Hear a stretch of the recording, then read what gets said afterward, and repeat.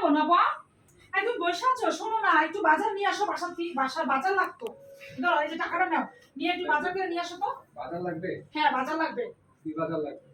কি বাজার লাগবে? একটু হলুদের গুঁড়া লাগবে, একটু মরিচের গুঁড়া লাগবে, ধনিয়ার গুঁড়া লাগবে, একটু রসুন লাগবে, রসুন আর কি আস্তা রসুন, একটু পেঁয়াজ, ঠিক আছে। আর হলো যে ওই যে নিফরা যদি মুরগি খেতে পছন্দ করে, একটা মুরগি আইনো, ঠিক আছে। আর যদি টাকা থাকে 1 কেজি গরু মাংস আইনো, এই আর কি। আর কিছু? আর কিছু লাগতো। আচ্ছা ওই যে ইয়া করো, এই একটা মুড়ি প্যাকেট আইনো। আর হচ্ছে মুড়ি প্যাকেট আইনো, ছোট আলু বড় আলু দুইটাই আইনো, ছোট আলুটা আইনো, বড় আলুটা আইনো। আর আমি তো একটু সালাদ খাই, তুমি জানো, একটু টমেটো আর একটু গাজর আর একটু শসা আইনো, ঠিক আছে।